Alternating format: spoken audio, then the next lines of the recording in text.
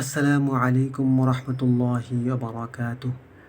আলহামদুলিল্লাহ রব্বিল আলমিন ওসসালাতু ওয়াসসালামু আলা সাইয়্যিদিল আনবিয়া ওয়াল মুরসালিন ওয়া আলা আলিহি ওয়া সাহবিহি আজমাইন, আম্মা বা'দ। প্রিয় দিনী ভাই ও বোনেরা, আমরা এই সমাজে চলতে গিয়ে পারস্পরিক একটি সম্পর্কের ভিতর দিয়ে আমরা সমাজে জীবনযাপন করি। পারস্পরিক নির্ভরশীলতা, পারস্পরিক লেনদেন, পারস্পরিক সুসম্পর্ক, এর ভিতর দিয়ে আমাদেরকে এগিয়ে যেতে হয় এবং কোঅপারেশন ছাড়া এই সমাজকে টিকিয়ে রাখা, এগিয়ে নেওয়া যা কখনো সম্ভব নয়। সেজন্য ইসলামে পারস্পরিক সম্পর্ককে অত্যন্ত গুরুত্ব দেওয়া হয়েছে। এজন্য স্পষ্টভাবে আল্লাহ তাআলার ইবাদতের পরে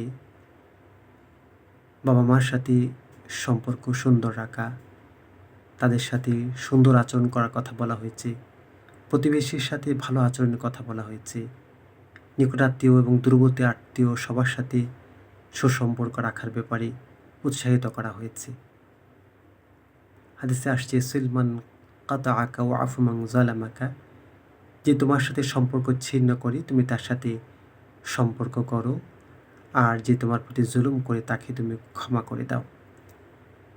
তো এই যে সম্পর্কের জায়গাটুকু, আজকে আমাদের প্রযুক্তির উৎকর্ষতার এই সময়ে আমরা আমাদের যে সম্পর্কটুকু মানুষে মানুষে হওয়া, সুদৃঢ় হওয়ার কথা ছিল, যে সময়টুকু আমি আমার পরিবারের সাথে, আমার আব্বা আম্মার সাথে, আমার স্ত্রী সন্তানদের সাথে কাটানোর কথা ছিল, বন্ধুবান্ধবদের সাথে, পাড়ার প্রতিবেশীর সাথে সময় দেওয়ার কথা ছিল, সেই সময়টাকে আমাদের হাতে যে একখানি মোবাইল ফোন আছে সেই সুযোগটাকে কমিয়ে দিয়েছে।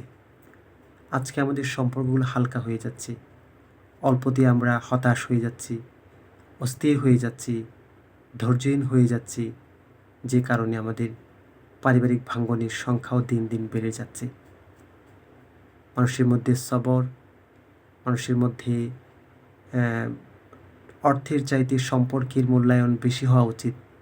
অর্থের সাথে বংশের মর্যাদা, বংশগত ঐতিহ্যকে রক্ষা করাটা অধিকতর দরকার, সেটা মানুষ হারিয়ে ফেলেছে। দুনিয়ার পিছনে আমরা এত বেশি ছুটছি, একজন মুমিন হিসাবে, মুসলিম হিসাবে দুনিয়াকে যে চোখে দেখার কথা ছিল, যে দৃষ্টিভঙ্গিতে ব্যাখ্যা করার কথা ছিল, আমরা সেখান থেকে সরে এসেছি। সুতরাং আমরা আমাদের সম্পর্কে পুনরুদ্ধার করবার জন্য, আমরা আমাদের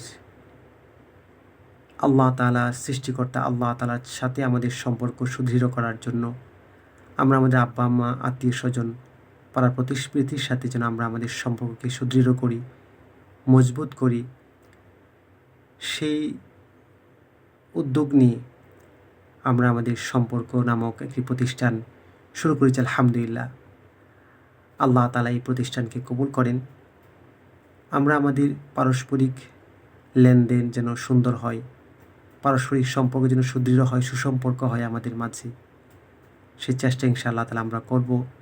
সেক্ষেত্রে আপনাদের সাথে সময়ে সময়ে আমাদের নবীজি মুহাম্মদুর রাসূলুল্লাহ সাল্লাল্লাহু আলাইহি ওয়াসাল্লামের যে মুবারক নির্দেশনা আছে, যে হেদায়েত আছে, সেগুলো আপনাদের সাথে শেয়ার করার চেষ্টা করব। পাশাপাশি আমাদের সাহাবায়ে কেরাম, উম্মতের শ্রেষ্ঠ সন্তান, তাদের জীবনের ছোট ছোট ঘটনাগুলো আপনাদের সাথে শেয়ার করতে চাই এবং সেগুলো পাথী হিসেবে আমরা সংগ্রহ করতে চাই, নিজের জীবনে আনতে চাই। সে লক্ষ্যে আমরা ইনশাআল্লাহ তাআলা আপনাদের সাথে কথা বলবো। আল্লাহ তাআলা আমাদের সবাইকে আল্লাহ তাআলার সাথে সম্পর্ক সুদৃঢ় করার তৌফিক দান করুন।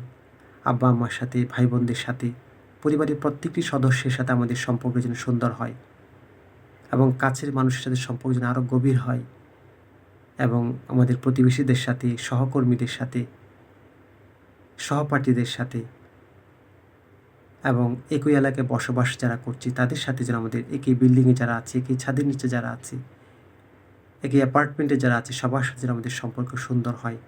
আল্লাহ তাআলা আমাদেরকে সেই তৌফিক দান করুন।